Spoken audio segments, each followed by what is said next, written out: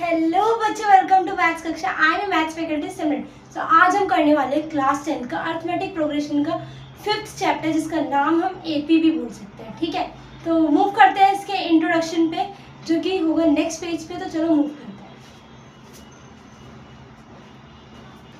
So move करते हैं अपने नेक्स्ट पेज पे। नेक्स्ट पेज हमारा क्या है, इसमें बता रखा है एपी होता है क्या। एपी होता है हमारा a sequence of the number in which the difference between consecutive terms is always same. जैसे कि एग्जांपल दे रखा है हमारा कि ये जो हमारी एक ये क्या वैसे एपी होता है क्या, ये बताते फिर एग्जांपल दूंगी तो और अच्छे समझ आएगा।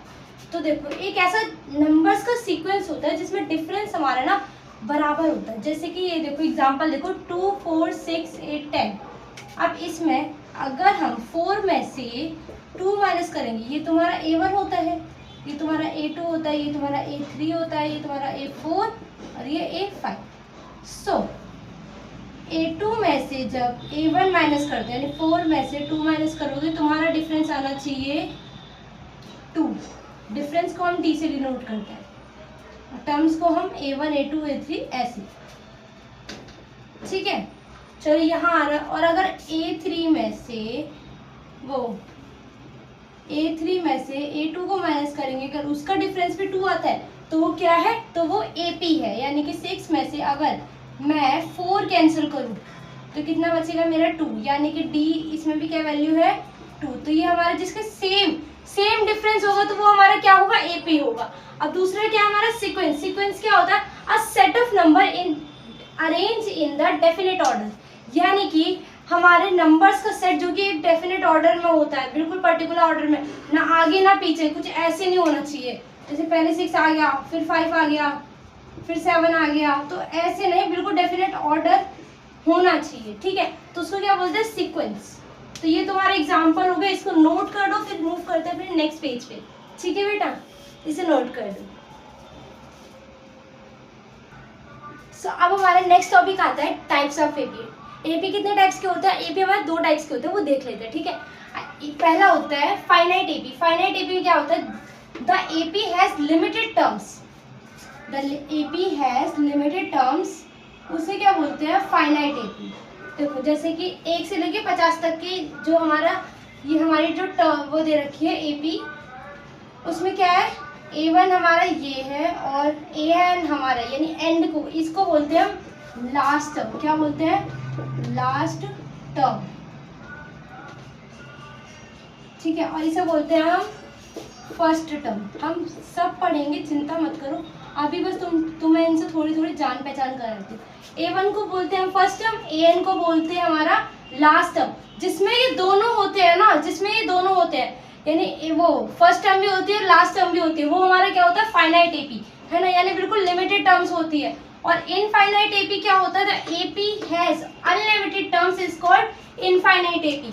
यानी कि A1 तो होगा हमारा, यानी फर्स्ट टर्म तो होगी, लेकिन हमारी लास्ट की टर्म हमें नहीं पता, तो वो हमारा क्या होगा, इनफाइनाइट एपी। ठीक है, अब इसको नोट करो, फिर मूव करते हैं अपने नेक्स्ट पेज पे। आई होप तुम्हें ये समझ आ रहा होगा, है ना बेटा, तो इसको नोट कर लो। So, अब हमारा आता है general form of AP. General form of AP में हम कुछ टर्म्स के बारे में पढ़ने वाले हैं, जिनको मैं बताऊंगी। जैसे कि पहला है हमारा एन। एन क्या होता है, मैंने तुम्हें पहले बताया था कि एन होता है लास्ट टर्म। ठीक है, लास्ट टर्म। और A1 क्या होता है, A1 होता है तुम्हारा फर्स्ट टर्म। ठीक है, क्या होता है, फर्स्ट टर्म। और डी का मतलब होता है तुम्हारा कॉमन डिफरेंस। क्या होता है बेटा, कॉमन डिफरेंस। ठीक है, आई होप तुमको सब समझ आ रहा होगा। और एन होता है तुम्हारा नंबर ऑफ टर्म्स, यानी कितनी टर्म्स है, उसमें तुम्हें एन से डिनोट किया जाएगा।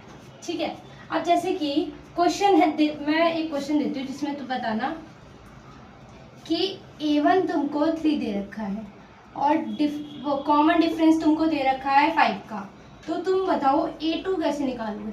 अब ये मैं तुम्हें क्यों समझा रही हूँ, अभी एक इसी से रिलेटेड एक फॉर्मूला है ना। जैसे कि हमारा अभी देखो, हमें A2 निकालना है। A2 फाइंड क्या करना है तुमको, A2 फाइंड करना है। तो कैसे करेंगे, A1 प्लस D यानी कॉमन डिफरेंस है ना, वो तुम्हारे किसके बराबर होगा, A2 के, यानी कि A1 तुम्हारा क्या है 3 और वो कॉमन डिफरेंस क्या है तुम्हारा 5, 3 + 5 = 8, यानी कि तुम्हारा A2 क्या आ गया बेटा 8। और अगर मुझे ऐसे ही मुझे अगर A3 निकालना है, तो A3 निकालना है, कैसे निकालूंगी, A3 निकालने के लिए A2 + D, ठीक है, ये फॉर्मूले हाईलाइट कर लो, है ना। अभी क्वेश्चन से मैंने सिर्फ समझाया ताकि तुम्हें और अच्छे से समझ आ जाए। मैं चाहती तो इसे डायरेक्ट भी करा सकती थी, शायद उस तरीके से तुम्हें ना समझ आता, इसीलिए। अब A2 हमारे क्या निकला था 8 निकला था, और कॉमन डिफरेंस तुम्हारे क्या है 5, तो 8 + 5 13, यानी कि A3 की वैल्यू तुम्हारी क्या आई है 13। अच्छा मैम ये तो हमें समझ आ गई कि टर्म्स कैसे निकालने, मैम कॉमन डिफरेंस कैसे निकालेंगे, हमें नहीं दे रखा तो कॉमन डिफरेंस जैसे नहीं दे रखा, जैसे मान लो A5 तुम्हारा 7 है, A4 तुम्हारा 5 है, तो तुम्हें निकालना है D, ठीक है, D निकालना है। तो क्या करोगे, D निकालने के लिए A5 में से A4 को माइनस कर दोगे, 7 - 5 क्या हो गया तुम्हारा 2, और ये तुम्हारे किसके बराबर होगा D के बराबर, ठीक है। और अगर A1 दे रखा होगा तो तुम यहाँ पर A1 लिख सकते हो, ओ सॉरी ये तो तुम्हारा ऐसे है, लेकिन अगर तुम्हारा A2 लिखा हो, A2 तुम्हारा 3 है और A1 तुम्हारा 1 है, तुम्हें निकालना है D निकालना है, तो क्या करोगे A2 - A1 = D, यानी A2 तुम्हारा क्या है 3 और A1 तुम्हारा क्या है 1, यानी 5 में वो 3 में से 1 गया 2, D की वैल्यू तुम्हारी क्या आ गई 2। अब तुम्हें देखो AP एक ऐसे फॉर्म में देते हैं 3, 6, 9, 12, 18 और आगे तक, है ना, जिसमें अगर तुम्हें कॉमन डिफरेंस निकालने को बोलेंगे तो क्या करोगे A2 - A1, यानी कि 6 में से माइनस कर दो 3, तुम्हारे क्या आ जाएगा बताओ 3 आ जाएगा, ठीक है। तो तुम्हारा D की वैल्यू क्या आ गई 3। ऐसे ही तुम्हारा कॉमन डिफरेंस निकलता है, टर्म्स ऐसे निकल जाती है। आई होप तुम्हें समझ आया होगा, इनको अच्छे से इसे नोट कर लो। अगर तुम्हें फिर भी कोई क्वेरी होगी तो कमेंट सेक्शन में इजीली पूछ सकते हो, ठीक है बेटा, इसे नोट करना।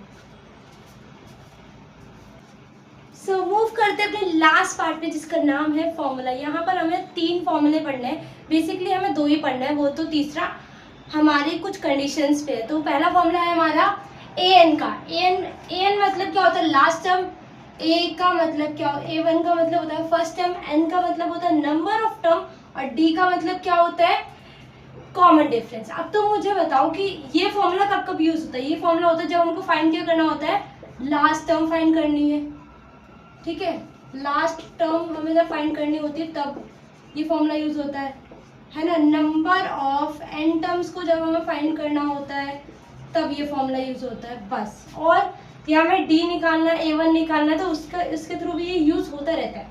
फिर अब नेक्स्ट पे आते हैं, ये हमारा है sum of the n first and of the term, यानी कि इस फॉर्मूले का क्या यूज है, हमारे इस फॉर्मूले से क्या होता है, सम करते हैं हम किसका, सम ऑफ फर्स्ट n टर्म्स। देखो हमें क्या होता है, जितनी भी टर्म्स दी जाती है ना उनका सम करने के लिए फॉर्मूला यूज होता है, जिसका मतलब है S = n/2 bracket 2a + n-1 d और ब्रैकेट। बस ये दोनों फॉर्मूला है जो बहुत इंपॉर्टेंट है। तीसरा इसी की कंडीशन पे बना, तीसरे का नाम क्या है, S = n/2 a + n। a पहली बात तो ये A1 है ना, और बता दो ये जो L है ना तुम्हारा, ये तुम्हारे लास्ट टर्म के बराबर है, ठीक है, इसको हम an के बराबर मानेंगे, ठीक है। जिसमें अब ये किस तरीके से वैलिड होगा, इफ an इज गिवन, अगर हमको लास्ट टर्म गिवन है ना तो ही ये फॉर्मूला वैलिड है, वरना ये फॉर्मूला वैलिड नहीं है। और ये फॉर्मूला तुम्हारे जब हमें बोला जाएगा sum of the first n term, जब हमको सभी टर्म्स का सम निकालना होगा तो ये फॉर्मूला यूज होगा, है ना।